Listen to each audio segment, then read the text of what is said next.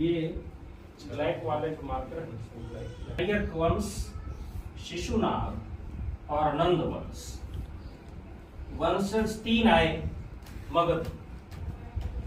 महाजनपद 16 महाजनपदों में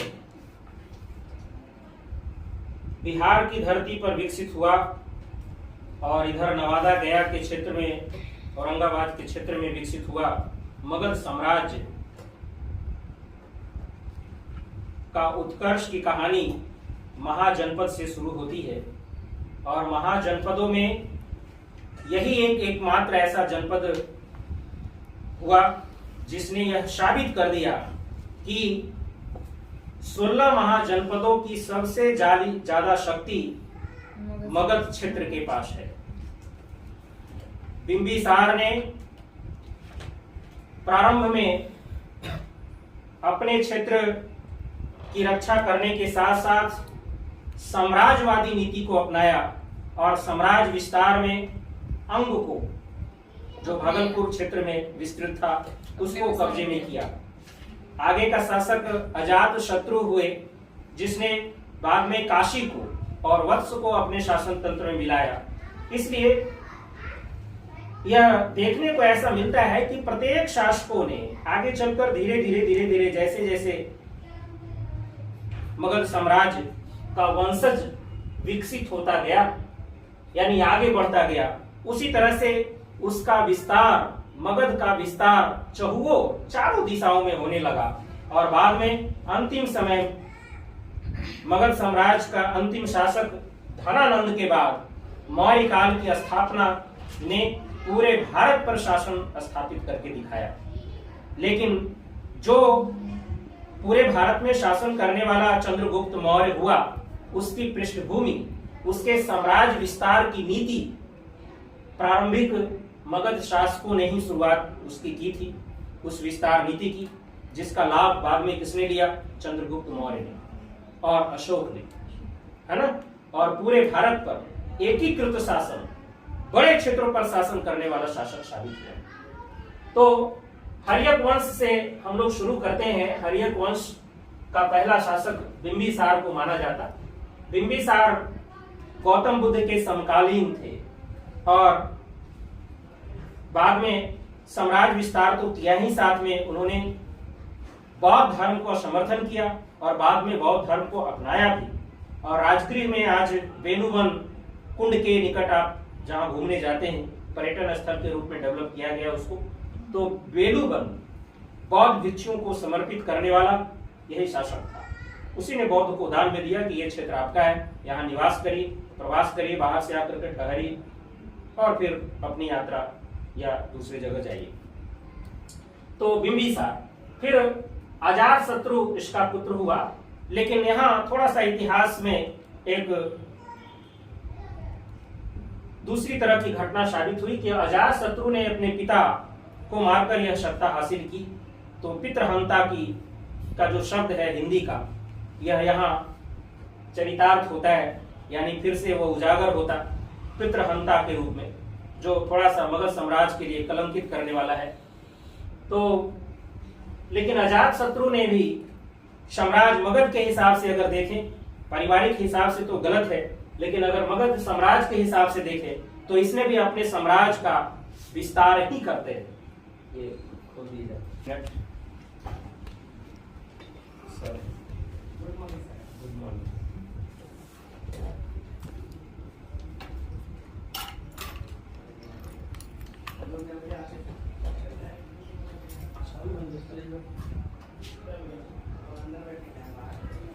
अच्छा बेटी,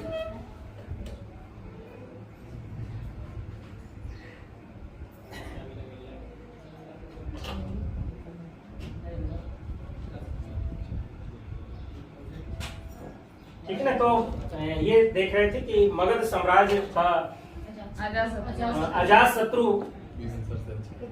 एक तो राजनीतिक बात है कि विस्तार, 3 बातें हम बताए कि एक पितृहंता का श्रेणी दिया जाता और प्रश्नों में ऐसा आता भी है कि ऐसा शासक मगध का कौन है जो पितृहंता हुआ है, अपने पिता को मारकर।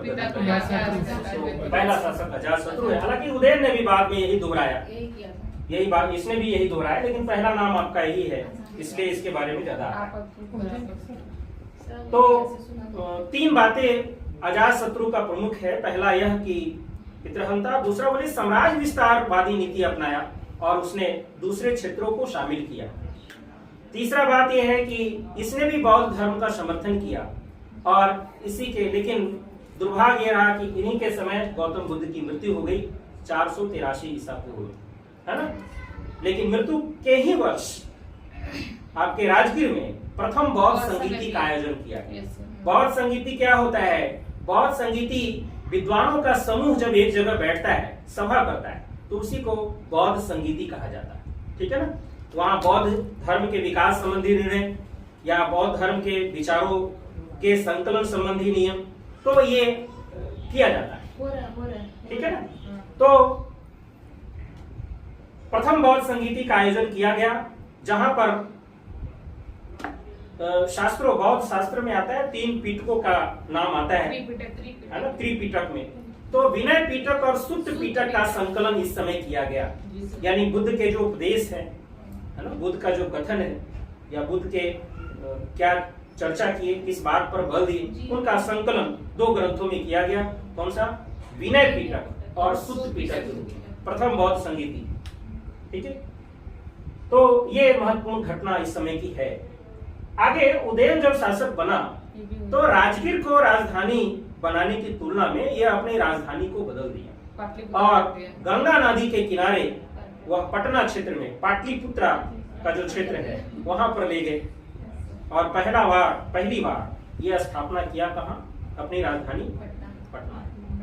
तो पटना को राजधानी बनाने वाला पहला शासक कौन हुआ? उदयन, है ना।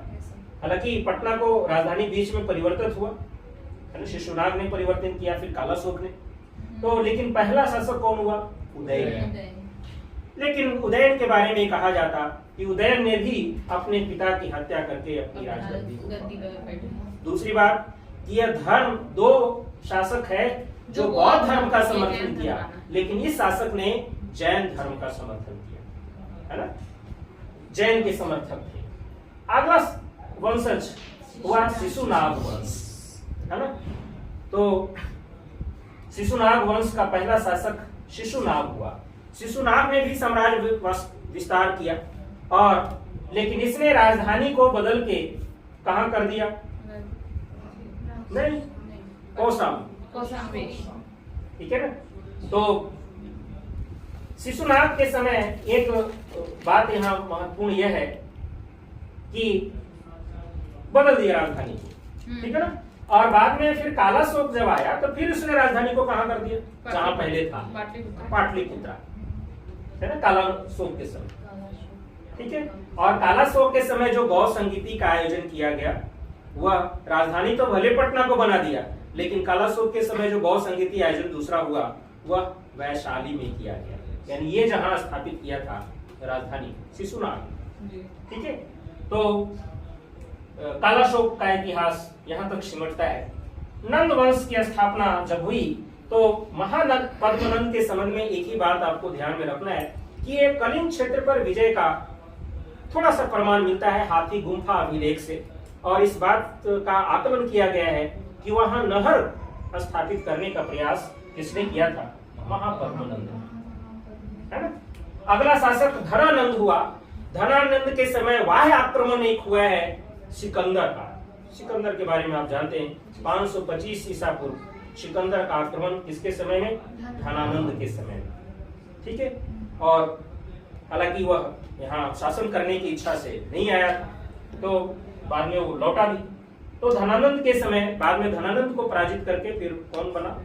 मौर्य शासन काल की स्थापना की गई, चंद्रगुप्त मौर्य, ठीक है। तो ये मगध का प्रारंभिक इतिहास है, लेकिन मगध का वास्तविक इतिहास कहां से फिर शुरू हुआ? मौर्य काल से, है ना।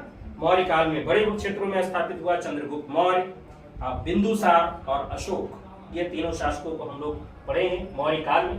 तो इसका जो उत्कर्ष है यानी प्रारंभिक दौर कैसा रहा, इसको हम लोग पहले लिख लेते हैं, उसके बाद फिर आगे बढ़ते हैं।